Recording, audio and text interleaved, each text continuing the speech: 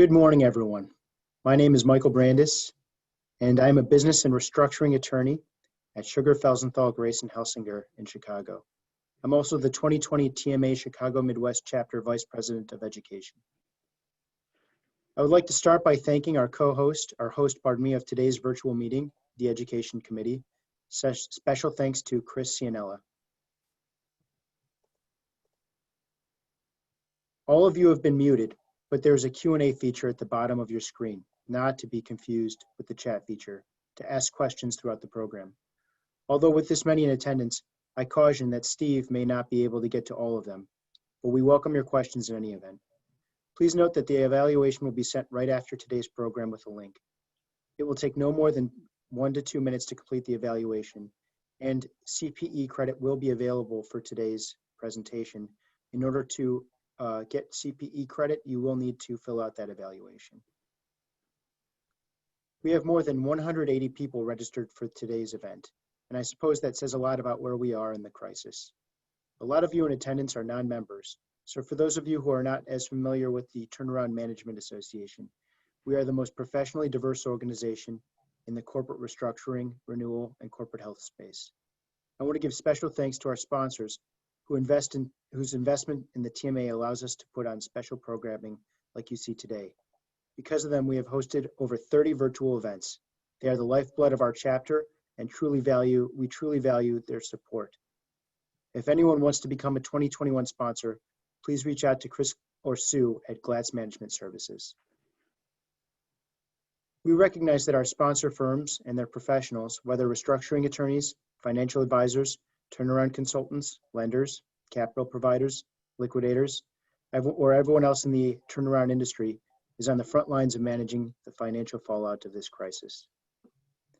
We will be recording this program, and we are working on more virtual programming to come. If you are interested in joining our organization or learning more about the Turnaround Management Association, please reach out, and we will be following up after this program to all of our attendees.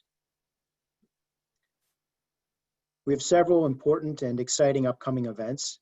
In particular, I'd like to highlight a few of these. Our Power Hours, these are held weekly, and they have become very popular with our members. We can't meet in person, so these Power Hours have become a great format to share information about yourself and who you need to connect with to get deals or help with a deal. The Now event on October 15th is a great program planned with guest speaker Jeff Sands, the TMA member and author of Corporate Turnaround Artistry, Fix Any Business in 100 Days. All are invited. And finally, the November 12th event. Due to COVID and our limitations on hosting large gatherings, the chapter will not be hosting the Executive Speaker Forum in its traditional format. But the Special Programs Committee has a very special event planned on November 12th that will include celebrating our amazing award recipients who will be honored for their turnaround or transaction of the year, but also honoring Mike Sharkey of Fifth Third, recipient of the 2020 TMA Legend of the Year. Details are being finalized as I speak. Please save the date and look for more information in the coming weeks. It is my pleasure to now introduce today's presenter, Steve Keyser of Keyser Associates. Steve, take it away. Good morning. Thank you so much, Michael. Just give me a second. I will share my screen. I want to thank everyone for joining us this morning. It's a beautiful morning here in Chicago. And I want to give special thanks to Chris Glatz and the TMA and Michael for giving me the opportunity to speak with all of you. Next month will mark my 30th year in performing field examinations, which I must have an angel on my shoulder to have allowed me to survive that long in what is a very tough industry. Over those years, I have worked with consultants in the field frequently, and I have to say that we share a lot of common concerns about the working capital assets of a business. Most specifically, how quickly can they be converted to cash, and what are the potential offsets? And I will discuss those at length this morning. I will also discuss some of the best practices in field examinations, and I will try to go over some common frauds, since we're in a high-risk business with companies that are pressed. As we all know, desperate people do desperate things, so we have to keep our eyes open. As Michael mentioned at the end of the session, I'd be more than happy to answer any questions you have in the Q&A box. I have a lot of material, so let's get started, please. So these are the three core questions asked by senior lenders in principally all turnarounds. What is my availability position? Am I over advanced? And how will that position change over the next 3-month period? And finally, especially on companies that are in potential bankruptcy mode, is this a viable business? As a field examiner, I have to admit that we do not prepare 13-week cash flows. And I have a lot of respect and I give a lot of credit for those professionals that are sitting in the audience that take on that responsibility. For most of our borrowers, the definition of working capital is their availability on the line of credit. So the collateral risks that I'm going to discuss this morning have a direct bearing on the viability of the businesses and their ability to hit these cash flow targets. Now, even though field examiners' primary focus is on the collateral base and the monitoring the collateral, we try to add more value also by assessing the risks and reserves of the deal that are booked on the financial statements and the adequacy of those reserves. We also try to point any operational weaknesses that we come across, such as low fill rates, lack of on-time delivery, shortages of labor, which we've seen pandemically over the last 2 years in a lot of warehouses and manufacturing concerns. But the key for us to do this properly is taking advantage of our access to all company personnel, not just the controller or the CFO being sequestered in a conference room. I'll give you a quick story to illustrate. Years ago, I worked on a manufacturer of roof trusses for Ryland Homes in Indiana. And after the first day of doing test counts, the numbers were quite bad, large variances. While walking in the back of the yard, I noticed there was a lot of scrap lumber sitting in bins and dumpsters. The plant staff in the yard, I had to admit that they had been experiencing a large amount of employee turnover, and that had resulted in high scrap levels. And since the company was managing their inventory on a back flushing system, which is predicated on the production of finished goods, these scrap boards were being missed and the inventory was staying on the system and unfortunately, surprise, surprise, overstating the borrowing base and overstating the financials. Now, I could have asked the controller for an explanation initially of my variances, and I'm sure I would have gotten some plausible story about timing differences or something that made it seem okay. But the key is we needed to be able to speak with the plant staff to be able to get to the bottom of the real issue. So I've made it my practice, day one of every audit, to show up with a box of bagels or donuts or whatever is practically close to the company. And I tell the controller up front that I'm doing this to thank them for spending all the time that they spend with us auditors. It is a tough task to be on the other side of the table and have a bunch of request lists, especially on a new deal, where they're juggling their day-to-day work along with the underwriter's request, along with my request. So I let them know how critical that is. By the third or fourth day on a challenging deal, I actually will then try to find a Dairy Queen and get blizzards for any key staff that succumb to my request, give us a lot of information. You would not believe how it changes the dynamics and their perception of the audit process. I go from being that dang bank auditor is back again asking questions to, oh, it's Steve. Well, he's a bit of a pain, but he does buy us ice cream. And it just starts the information flow a lot easier, and it helps to develop a rapport with the staff. And on these kind of deals where we're talking turnarounds, we're talking highly stressful situations for the company. And it just helps ease the relationship. And to the lenders in the audience, I recognize these are your clients. So I'm going to treat them like a customer, even though I'm going to still test everything that they have. Now, by the end of the audit, by day 5, by Friday, after I unfortunately, in many cases, propose large reserves that knocks out their availability, the CFO will come back and look at me and say, oh, it's Steve, that dang auditor. You don't have to come back again. But it's okay. By that point, I've already gotten the information that I need, and I'm off to the races in terms of being able to tell the client where they're at. So I'd like everyone, just as an exercise for developing expectations of collateral risk, to imagine that you've been invited to a lender's office for a planning session for 2 hot prospects that the lender wants to finance. And included in the invite are going to be the field examiners, the consultants, the appraisers, and even the attorneys. And if I make any attorney jokes, my son's in law school, so I'm sure I'll get the butt end of those jokes for many years to come, hopefully. Now, this company, Big Larry's, as you can see, is a garden hose and garden glove supplier to Walmart. It's been a family-run business for years.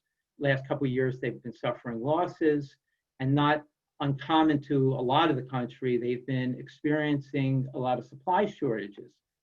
So the question is, what are the collateral risks with just this thumbnail sketch of the deal, which, by the way, for all the experienced people in the audience, a lot of times on deals that have a tight time deadline, we only get a cocktail napkin about of information, and we've got to start at least surmising what potential risks do we expect, and then what questions we're going to have to ask. And then as a field auditor, we need to figure out who at the company are we going to have to speak to, and what audit steps are we going to perform. So you all are lucky today, because normally when I'm in a live session, I'd be picking on people, and I have people in the audience who work for me. So Paul, lucky you can just answer the questions to me later.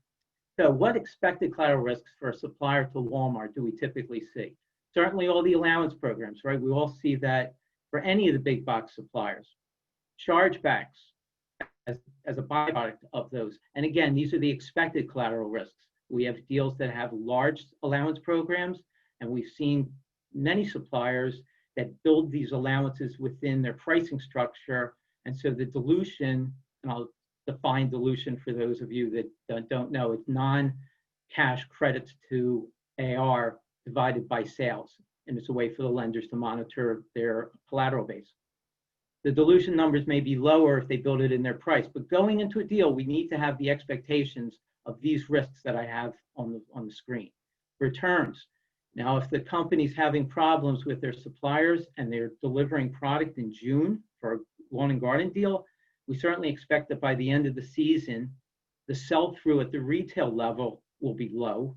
And it should be expected that instead of having receivables on the aging as a part of the collateral base, come September, right now, when the big boxes are starting to, they've already taken these products off their shelves and they're probably in process of returning the products to their suppliers, we should be expecting receivables diluted by credits and short pays for any returns or penalties for low fill rates. And we have seen on some deals that I've actually worked on with some consultants on liquidation, we've seen that companies like Walmart have tried to really extend themselves and not ding their suppliers for shipping late and having low fill rates. But going in the deal, as an auditor, we should be looking out for that. And slow moving inventory, which is a topic that I think is probably the most crucial area that we audit on most of our deals, because it's the area that for management is the most difficult to really take care of, especially with long lead times.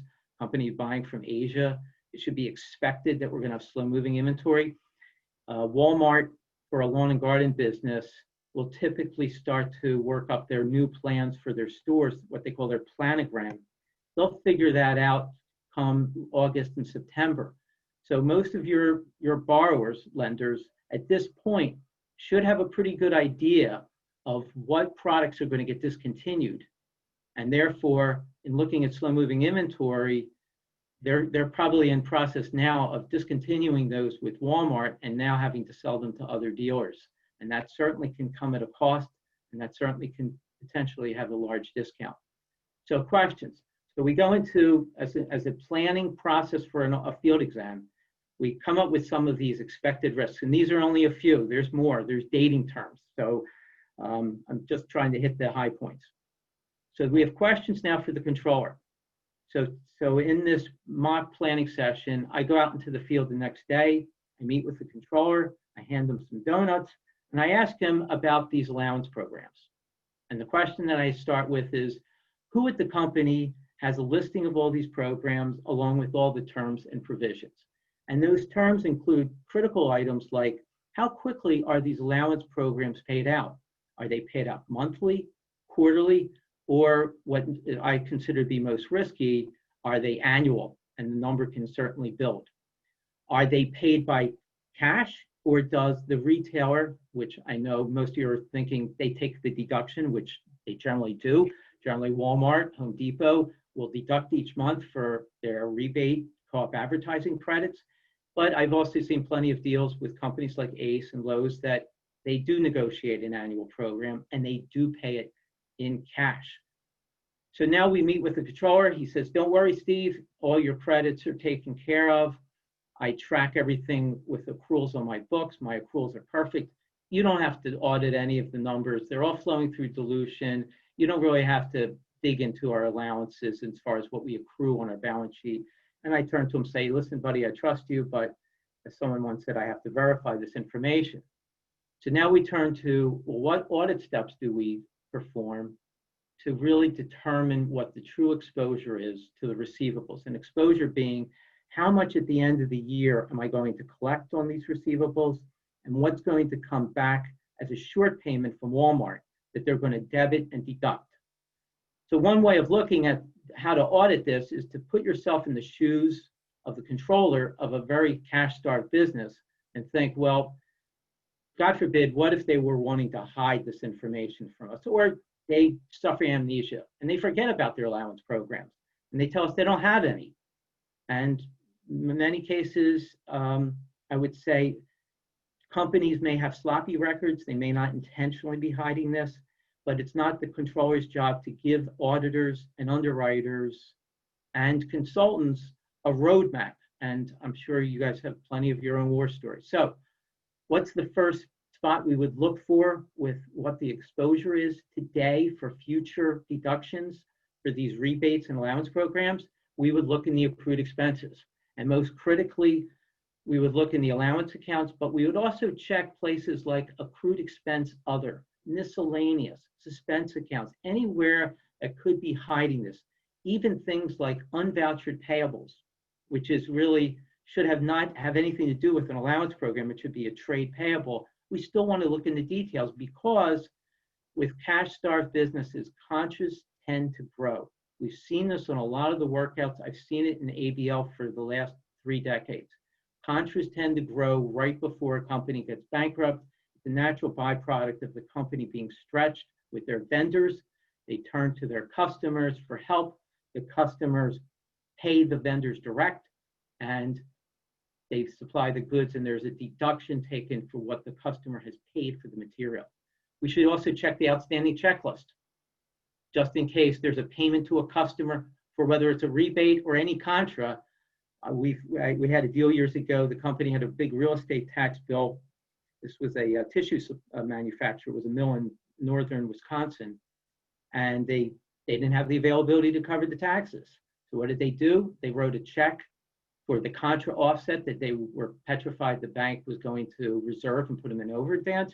They wrote the check, put it in a drawer, and basically figured, well, this will buy us another 30 days. So games, and I talk about fraud with fraud in games, games are played to buy time. That's the name of the game. Also, there's an expectation that the accrual is the actual correct number. One, there's small companies that don't accrue anything. They don't have the wherewithal, they don't have the sophistication of staff to track it. So as the deductions come in, that's what they post. But for most of the companies that we see in the middle market, companies will try to accrue the rebates. The question is whether those numbers are sufficient. I worked on a garden hose deal. This kind of served somewhat as a backdrop for this case study. The garden hose company had about a $2.5 million accrual. I looked at the details of what made up the accrual going back the prior 6 months. And they have a schedule that lists by customer every month the amount that's deducted by the customer and the amount they accrue for the future deduction. And lo and behold, there was large debit balances being carried over from prior years. And I'm talking $1.5 million on a tight deal that was carried over. And so instead of $2.5 million as the true accrual, the real balance was $4 million. And so I pushed the company to submit this borrowing base every month to the bank so that they could monitor this and make sure that it didn't reoccur after the deal got funded. And the deal was closed. They were able to get the availability to work, and the company actually performed quite well. But the point is, don't assume those accruals are proper. Look through the backup of how they do it. Look for cash disbursements. I mentioned that the terms on a lot of deals could be either cash payments or it could be deductions from the customer if they've got a program in which they actually pay it. We need to look at the disbursements. We're now in the middle, I should say the end of September. It's getting towards the end of the season. These rebates, if it's an annual program, have built up. If it's an annual program, when's the hit coming? Next January. If you're looking at a deal right now to fund, or you're going as a consultant to look at trying to help the business stabilize and work out payment plans with your vendors, right? The last thing you need is a surprise come in January, 3 months after you've been there and worked up your forecast, your cash flows. You don't need to have a $1 million rebate that gets paid and all of a sudden it wasn't built into your 13-week cash flow. And now you got to go back to your vendors and rework out plans. And there's nothing worse. And I'm telling this to preaching to the choir. There's nothing worse than having to go back to the vendors and keep changing plans. That is what causes a lack of trust. Chargebacks. We should expect on the going and the aging that we're going to have these chargebacks. Sometimes they're easy to identify. There's a CB or there's a DM or there's some code. Sometimes it's not so easy. Again, there may not be a roadmap for you all to see there's a chargeback buried. My purpose of this session for everyone here is to help you think about identifying hidden exposures. That's really where we can bring value in field exams. And that's where, no matter what your part in the process is, you obviously have to be thinking about where's the hidden exposure. Another item, what if the chargebacks aren't posted? What if the company is so tight on cash that when Walmart pays $500,000 for $1 million worth of invoices, and they short pay $500,000, and they don't have the availability to take that $500,000 deduction off the aging, they only post the cash net. And I'm a CPA, so forgive me if I go into debits and credits. It's built into me. So I'll go through it again. There's $1 million receivable. Walmart pays $500,000. Most companies with these allowance programs will then will get rid of the original invoice. They'll put back on the books a chargeback for $500,000 to research and possibly try to negotiate to get collected from Walmart. But banks will knock those out. Chargebacks are essentially disputes from customers. So this step here that I put in here, matching the AR balance with sales registers, is a way of identifying how much was the original invoice amount versus the balance that's left. If you've got a large amount of open balances that are much smaller than the original sales invoice, you possibly have a lot of poorly applied cash or somebody that posted the cash net. At this point, I just wanted to turn over to Chris. She has a polling question for you guys that hopefully you'll find interesting. Chris, if you could post that first polling question, appreciate it. You got it, Steve. Are you expect to see a large increase in workouts by early 2021?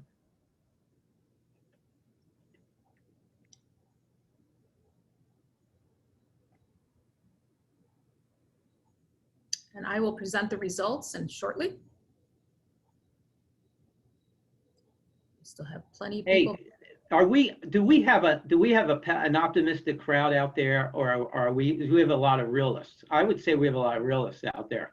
I have to say it's the deals that I've looked at recently have been better than I thought. But of course, PPP money is still helping to support lots of companies. So there are the results, Steve. Okay, 92%.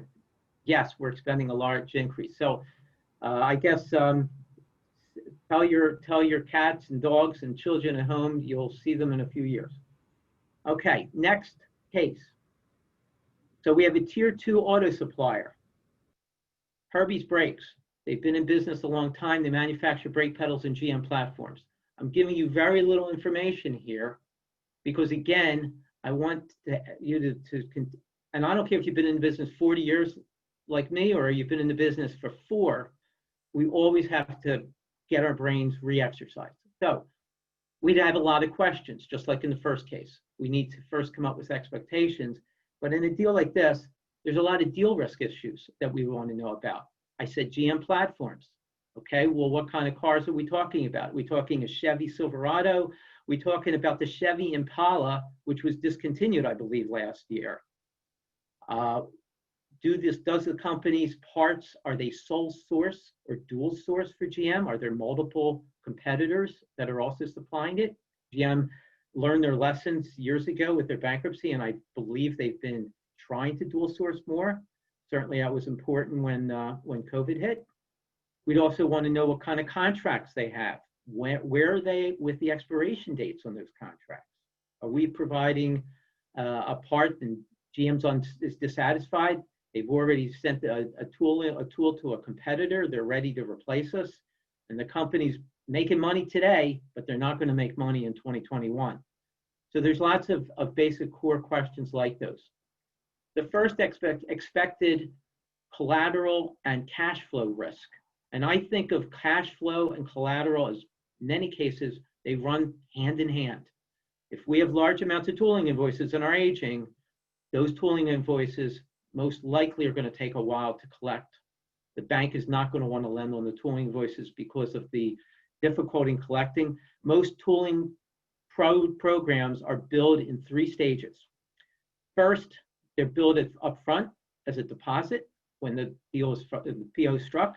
Second, when the engineering samples are sent to the customer, to their engineering department. And third, at the time the tool is run parts and it's already gotten customer approval with a PPAP form.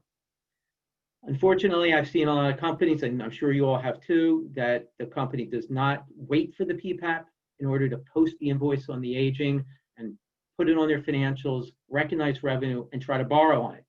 Too often, it's still in that PPAP approval stage with the engineers at GM, or if it's a tier 2 at Robert Bosch. And engineers are finicky, very specific people, and it takes them you've got to really get that tool right. And it can take 6 to 9 months. So the tooling invoice on the aging is a problem in terms of cash flow and collateral. I mentioned lien rights. For you guys who are attorneys, including you, Michael, forgive me, I'm going to talk about liens, but I would defer to the attorneys in the audience. But certainly we've seen deals in which the company outsources the tooling to a vendor. That vendor holds a trump card. They have the ability, if they still are possessing that tool, to file a lien and have leverage over our borrower that they will not release that tool until they get paid. There was a recent deal that I worked on for one of the banks that are in the audience. The company outsourced all their tooling, and they were able to get paid by the customer, and we'll just say it's Caterpillar, before they paid the tooling vendor. And they stretched the tooling vendors by a good 30, 60, 90 days later. That is a formula for disaster in terms of a workout. Because if the borrower has taken the cash from Caterpillar, spent it on their working capital, and their working capital needs via other vendors or just their losses, and now they don't have the cash to pay the tooling supplier, supplier is going to go to Caterpillar, who obviously they're working with to make the unit, and they're going to press them to pay them. Caterpillar will pay the tooling supplier. They will turn around to the borrower and say, I'm going to offset what I paid against what I owe you for any parts that you've produced for us. So if you have a automotive or anybody that has tooling work, it's important to match and try to marry what tooling projects do we have in process and what tooling suppliers are in the accounts payable aging. And if you guys have more questions than that, please, I give you my phone number, my email at the end of this to go through some complicated issues like this in 60 minutes, I know is rather scant. So I would more than welcome anybody who has a deal like this and has any questions, please reach out to me. LCM exposure, lower of cost or market. A company that does brake pedals is probably using something like sheet steel, even though one of the other deal risks, and I only know this by Googling it. So again, You got to research the industries.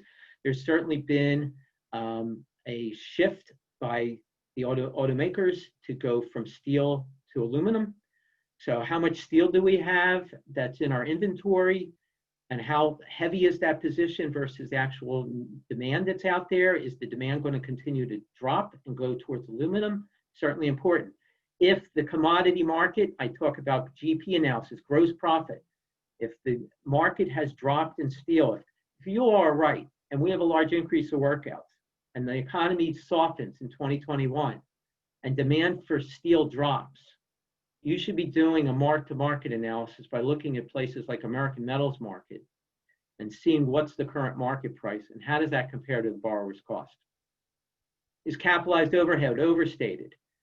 Buried within the bill of material, this, in essence, the unit cost that's on the perpetual is in capitalized overhead for most deals. Sometimes it's a separate item.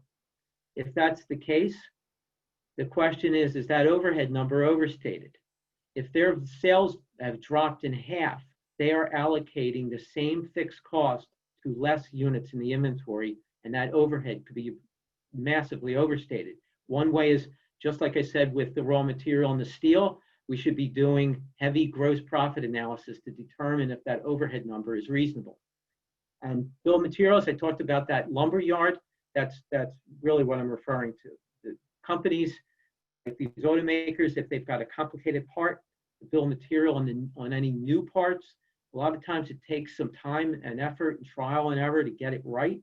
While they're working through the bill of material, which is really a recipe of how to make that part, while they're working through it, they can make a lot of errors. And we've seen from test counts, large inventory overstatements because the bill of materials are wrong as they go through that process. Remnants, or known as shorts, is basically taking a piece of sheet steel and looking at a half-made jigsaw puzzle. They've cut out big, massive pieces of it. You basically have possibly what is just worth scrap value. Same with steel coils. It's been slit a number of times down to a very small roll. What's the minimum size is the question to the borrower that would allow them to actually have a full order. This is a hidden issue. When you get an inventory listing, or when we do as a field auditor, no one puts shorts on it or remnants.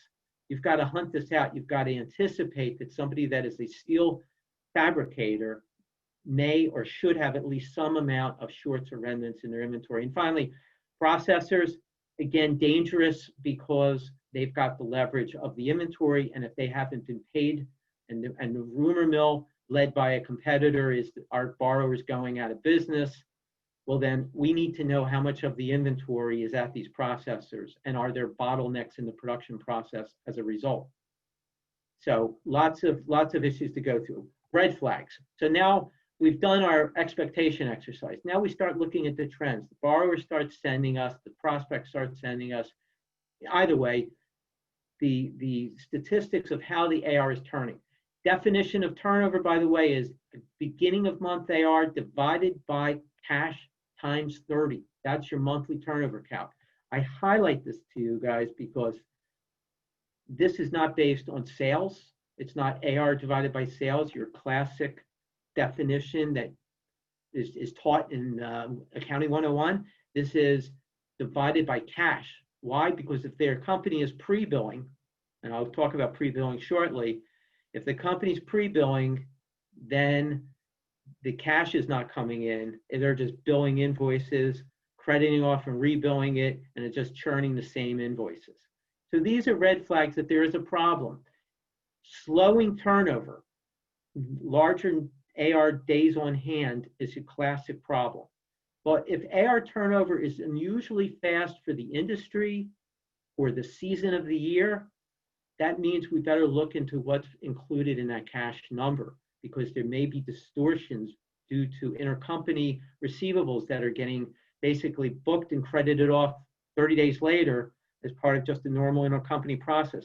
So we'd have to filter that out of the data to get the true turnover. High dilution levels. I talked about dilution briefly with the lawn and garden deal. Again, the dilution is looked at with respect to the time of year, the season it is, and comparing it to prior history. If you're looking at a construction company, maybe the dilution numbers are higher. Weakening turnover for inventory. Don't rely on this number as an indicator whether you have a slow-moving inventory problem. Instead, you need to do a comprehensive turnover analysis comparing year-to-date sales to what the balance is on hand. That particular calculation has led to so many deals that we've worked on failing, the company running out of cash, the company going in an over advance because they don't have the right inventory mix. I cannot overemphasize the importance of reviewing inventory mix at a detailed level. The owner restricts access. I talked about how I go out of my way to work with the staff and get information from them. It's certainly a red flag. And the first thing I do when we get basically the comment, Steve, I want you to direct all your questions to me. I'll get you all the answers you need. Sometimes it's a manager, it's a CFO, and that person is a control freak. Their numbers are fine. They're not hiding anything. The company's making money. Everything's good. But sometimes it's the opposite case. There's a problem and they are hiding it. So it's something that we will immediately call the lender and try to work with the CFO and try to see if there's a way that ease any concerns they have. Large swings in margins. The company's going from 20% margins one month to a loss of 15% the next month. Well, my first suspicion is that they are playing games with their inventory or their sloppiness, or they don't have control, or they're booking entries. Certainly raises a question. Most businesses, like the two we looked at, shouldn't swing that dramatically. It's a red flag. So why would the turnover for AR be slow? Why is it growing? Why a month ago they were getting collections every 45 days, and now they're getting collections every 70 days? It's a concern of pre-billing. If they're billing the invoice and they're not shipping the product for another 30 days, it's certainly the first, as an ABL examiner, it's my first question. Is there a problem with invoicing? And pre-billing, by the way, is an area that when we've seen it on frauds, and I could bore you to tears with stories about these, they started at one point with a minor 2 or 3 day free bill, and it grew as the company's cash flow needs grew. So one of the things we do if we see pre-billing in our ship tests, we talk about it to the company. We discuss it and see, is there a way you can tighten up your practices so that you're not invoicing a couple days before you actually ship. And something also we want them to know, we're watching. It's a very easy way for lenders to lose a lot of money. And for anyone doing cash flow forecast, if the pre-bill starts to grow from 2 days to 2 weeks to 2 months, your forecasts based on historical terms are going to be blown. You're going to miss the fact that there's going to be a worse number next month than there is last month. Bill and holds, very dangerous. Another area that I've seen on several large frauds where the company, when the auditors went out to do their audits and the fraud was live, the company's first explanation was, oh, the customer told us to invoice, it's okay, they authorized it. So the next question is, did they document it? Is there an agreement? And most importantly, if we look at historical bill and holds, which by the way happen there legitimately in a lot of industries. I've seen it in the printing industry, large loads of product that the customer doesn't have the space to hold. So it can definitely be legitimate, but the real question is, will the customer pay for that invoice even though the product is still sitting at the borrower's warehouse? Will they pay for it, or will they wait for the shipment still to take place? We've had deals in which there's an agreement, the bank gets happy, the underwriter approves the deal, we go ahead and look at the deal 60 days after funding, and we find that those bill and hold agreements were worthless, because when the customer's AP department got the invoice, they put it on the side desk and they waited to get a receiver of the product until they approved it. I've even seen cases that the person who approved the bill and hold agreement didn't have the authority to do it. Guaranteed sales, if you're selling to Walmart, I would argue in some cases, all sales to Walmart, depending on their return provisions, are consignment/guaranteed sales to some level. If they're not selling through at the retailer's stores and they're being sent back, I find it hard to believe Walmart is going to pay those, especially when they're concerned about a company that is in a cash-starved position. And if that's the case, your turnover is going to be higher. Paid when paid. Construction companies, if you're supplying general contractors, those contractors are waiting to get a draw request from the owner. They're not going to pay you until the owner pays them, and the receivable is going to sit on the books, and your cash flows and your borrowing basis will suffer as a result. It's just a byproduct of construction. It's just something that has to be tracked. Tooling invoices we discussed, and if there's affiliates in the aging, again, it could be a brother and a sister running the company. I'm working with the company right now to help them with their inventory management system and help them reduce their slow moving concern. They're a brother and sister. The brother has one business, the borrower, the sister runs another company. If they do any business together, I know the company's names, but just pulling down an aging, you won't know who the affiliates are. So we talked about inventory turnover, and we talked about the need for a comprehensive turnover analysis. And these are the answers I get when I do an inventory turnover analysis. We're buying from Asia, long lead times, purchasing with container loads, it's an MOQ at minimum order quantities. In a lot of cases, it's just a byproduct of the industry that you're looking at. Avoidance of setup costs, printing companies, anybody with long setup lead times and setup costs. The owners I've seen take this too far in order to achieve margins. To avoid the setup costs, they will produce 2 years of product. They don't know they're building up 2 years of product. They're basing it on a customer forecast. They think they're only building up 3 to 6 months of product, but the forecasts are inaccurate. Why? Because the customer wants your borrower to hold their inventory for them, or they're inaccurate. And so one of the first questions that I ask the purchasing manager, and I do buy that person Blizzard, so I make sure if I'm going to deal with a purchasing manager, I take care of that person and I build a rapport with that person, because purchasing is the most critical function in a lot of the manufacturers we do with, as well as the distributors. So I ask them, do you base your buys on customer forecast and historical sales? And nowadays, most of the companies will say yes. And the next question is, which customers have good forecasts and reliable, and which customers do you have to sensitize? And if they say, I've got an order, I have a need over the next 2 months for $2 million of product, you're only going to go out and purchase and at least put cash out for half or 2/3 of that number, because they may historically fall short on that. Drop shipments obviously have to factor into that turnover rate in terms of cost of sales divided by inventory, because the cost of sales includes direct shipments that go right from the vendor right to the customer. So it obviously distorts the turnover number.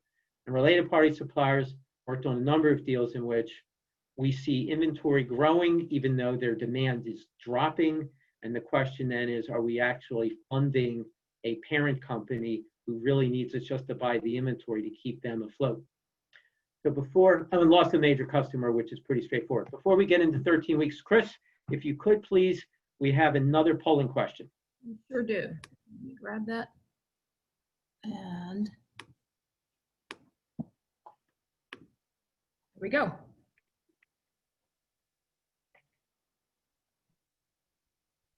So what percentage of your assignments are performed on-site or remote? And while you guys are answering this, I have to say, well, I want to discuss this because I talk about meeting with people, and I have so far avoided the issue of COVID. I am doing currently a lot of my work right now remote. My staff, if they're younger, thank you, Paul, for going out and risking your stuff. I really do appreciate that. People who on my staff who are 40 years old or less than 50 are going on site periodically, as we see on the results here. It is a mix. But personally, I'm 60 years old and I'm generally doing my work remote. It adds a challenge and it adds a facet of being able to have a set of communications with the borrower like this. Certainly makes it much more challenging. I send, by the way, bagels by Panera, by delivery, so I can still feed them, and that does help. You can do Zoom calls. I met with a plant manager and a scheduler via Zoom, and I actually had them take me on a tour using their phone. And having that direct eye-to-eye discussion, even though it was virtually, that really helped. From that point, we found out that she lived near my daughter in Andersonville, near Chicago, and my request, instead of sitting on her desk for waiting every 5-6 hours to get her to respond, she was much more prompt. So 13-week forecast. This is an issue that's certainly near and dear, I'm sure, to the consultants in the audience. We talked about pre-bills. So obviously, a lot of the issues that I've highlighted so far will have an impact on the 13-week forecast. There's large rebates, there's large offsets. The point is, you need, especially if the borrower is preparing the forecasts, right? And I would assume that you guys have a combination of either preparing it yourself or just helping the borrower with that process, particularly the latter. I would really look at how are they tracking those future rebates. For our lawn and garden deal, in which we shipped the product, or the product got shipped to us from the vendors in June, and it's a season that ends in roughly August, we better put in a factor. I would suggest putting in at least a higher provision for those future offsets than we've had historically. I mean, this is common sense stuff, but again, it's looking for the hidden issues. Slow moving inventory. One way of doing a slow moving inventory analysis is not to look at the historical sales and compare it to what's on hand, but to look at the sales backlog and compare that by item to what they've got in the warehouse to fill those orders. So if we're doing the 13-week for Big Larry's, who, by the way, is my brother, if we're doing Big Larry's lawn and garden company, and they've got a big backlog come January, or let's say by March, they'll get most of their orders in from Walmart, at least the initial fills, we should be comparing that listing of orders by item code to what they're actually carrying in their inventory. And if we find the 80-20 rule applies, only the 80% means 80% of the orders we have to buy. Well, in your cash flow forecast for payments out to vendors over the next 3 months, you better incorporate a big number for what that cash need is, right? And I know you guys are doing this. Again, I have a lot of respect for putting yourself in this position, because this is very challenging for a company that, one, is running bleeding cash, and two, may have a lot of issues with their accounting staff. And I've worked with consultants on a number of deals in which we commiserate about the challenges of working with people who are under stress, and in some cases, unfortunately, incompetent. If the inventory controls are weak, obviously that's a major issue. What you think is on the balance sheet in terms of the inventory values, maybe the values overstated, maybe the quantities overstated. Ideally, it needs to be tested as best as it can. So what are the key audit steps? And I've started to discuss some of these, but I'll highlight, as we've got about 10 minutes left, I'll highlight some of the key issues. Oh, excuse me. So shipping test, outbound trace to freight sites. God bless Google. Most freight companies, majors, the roadways, the yellow transportation, their tracking ability has become better and better, and mostly has no password required. So I can sit here in my house in Naperville, Illinois, get a bill of lading sent to me. Hopefully it should have a pro number. If it's a major carrier, it should. And I can go online and I can see when that product was picked up and when it was delivered for most of the carriers. Now, if it's a company truck delivery, then we're going to turn to the second item, verifications. If it's a company truck delivery, and I've got a logistics manager just putting a little John Hancock on it, or there's a little scribble when they delivered it, there's no way to independently verify that information. We're really going to rely heavily on verifying the invoices with the customers. And that's done by a number of methods. Mostly it's done these days by email. So we have the customer email it. We do it in a low-key way so the customer especially in a turnaround, and there's lots of rumors going out, and there's lots of sensitivity that the company could be filing. So we have the AR manager send out the emails. They copy me. If they don't respond, we send a second. If that doesn't work, we do a joint phone call. If they have a website, an AP portal, like Walmart does, they have retail link. It's a great website. You can go online, and again, you would do that not with the controller, but with the AR staff. They usually have the passwords, the links. They can go right online, and in a lot of cases, they can download the entire open AP balance. You can take that, match that to what's open on the aging, and I found a fraud that way the first day. It was probably about 11 o'clock. It was a Caterpillar supplier. It was 2009. Caterpillar during the recession had cut all of their forecast by 2/3. This company did 75% of their business with Caterpillar. They were in my home backyard of Philadelphia. You probably can tell from my voice. Go Eagles. And they had played games with the application of cash. Just by matching the invoices from the website to the aging, I immediately saw a huge list of invoices that were showing on the aging that had been already paid by Caterpillar, and our AR manager sat on the application. They didn't post it to the aging, and they continued to borrow on it, and they left it on the books. Credit memos are obviously important. If they void out any credits, that's certainly an issue. Cash application, periodically there are companies, particularly if it's a less sophisticated controller, they may post all the cash to the oldest invoice. That's a problem, because if the Walmarts of the world are taking deductions, there's going to be a mismatch between what you see on the aging and what the customer shows on their accounts payable reports. Reconciling deposits with AR cash. This attacks what we know known as cop cash or diversion of cash. We want to make sure that the lender is getting all the collections. Now, if it's an ABL deal, there may be cash dominion with the bank or the finance company. They want to make sure that every dollar, including the non-AR cash, is coming to them. And for those lenders that are out there with that being the case, non-AR cash can be as dangerous as AR cash. I had a deal once that the company was running tight. We talked about anticipating the borrower doing things just to stay alive. If you have a large non-AR cash deposit, $500,000, you better know what's in there. Because what if the borrower is running low on capacity or high on capacity? They're not getting the orders in. They're 50% of the plant is idle. So they say, oh, I got some old pieces of equipment. I haven't used them in years. We better sell them. What if those pieces of equipment are included in your term loan? That non-AR cash is really a collection that should be applied to the term loan. But if they just say it's non-AR cash, the collateral analyst may not be aware. They post it as such, which means they get 100% availability on that cash. The AR is unaffected, so the collateral base stays as it is. It reduces the loan, and the next minute they turn around and they borrow on it. So non-AR cash is something to be watched, but that diversion of cash is a case where the vendor is screaming for money.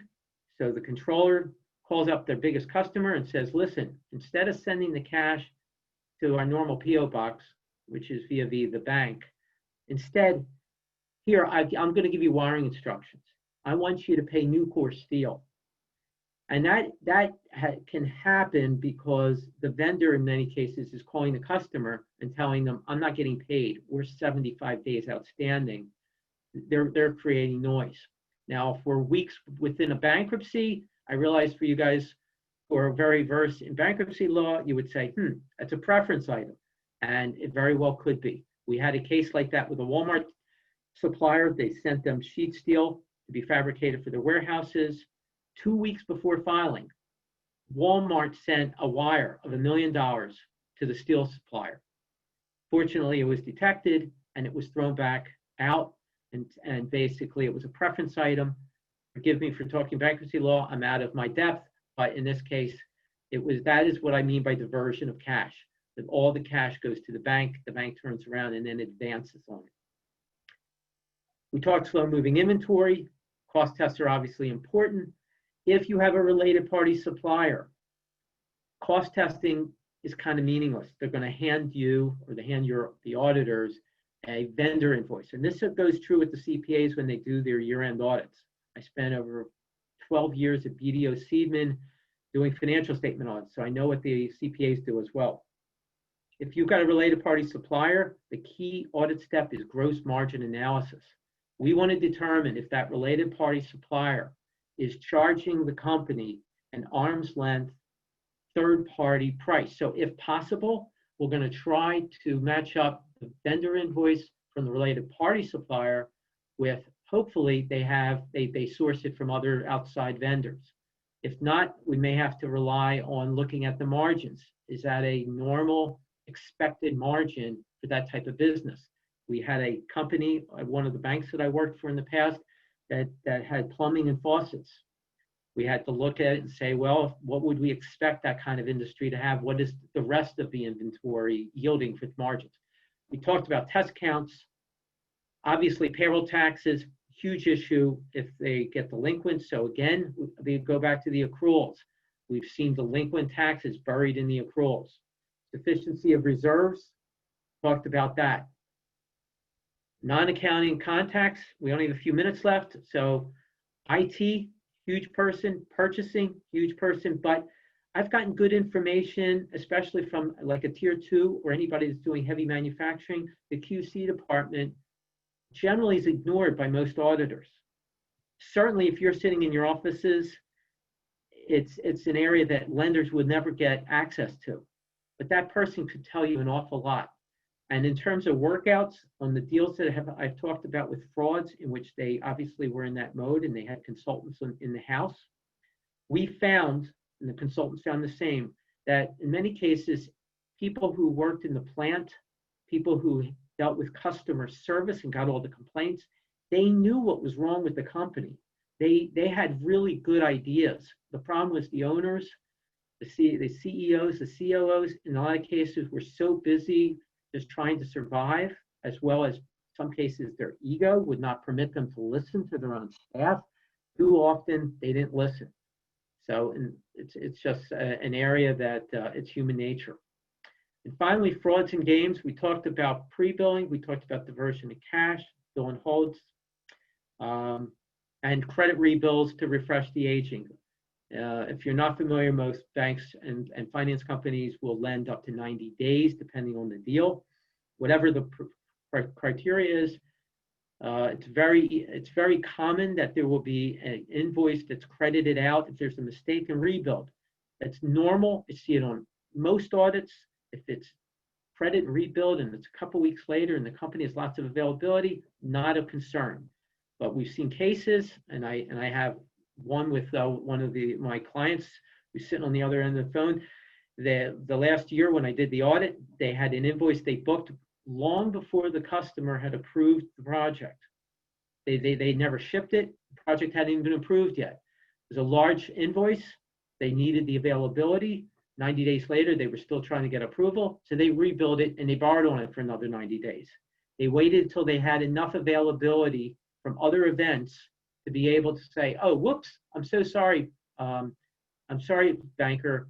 We made an error 9 months ago. We reversed it out. But it's okay because we reversed it out now. Today they had the availability. 9 months ago, they didn't. Lapping schemes is really about applying the cash to the aging improperly. And this, which thankfully for you all is my last slide, is just I've listed out ways of detecting pre-bills, not just doing a ship test. So if you have any questions on this, be more than happy to answer them. Chris, I have not had a chance to take a look and see if the Q&A area is filled. Yep. At this time, we don't have any questions posted, Steve. Okay, well. You've been, content was very comprehensive. Yes, so certainly I've given you guys a lot of information. I actually have a memo that I'll send to you that goes over those cases just as a tool for particularly your junior staff or your junior analysts. I really appreciate everybody attending today, and thank you, Chris, and thanks to TMA. And hopefully, if you have any questions, as I said, please contact me. Thank you, Steve, and thank you all for attending today's program. You will be receiving a follow-up email, as Steve indicated, and we will also include a copy of Steve's PowerPoint deck herein. So thank you, everybody, and have a great day.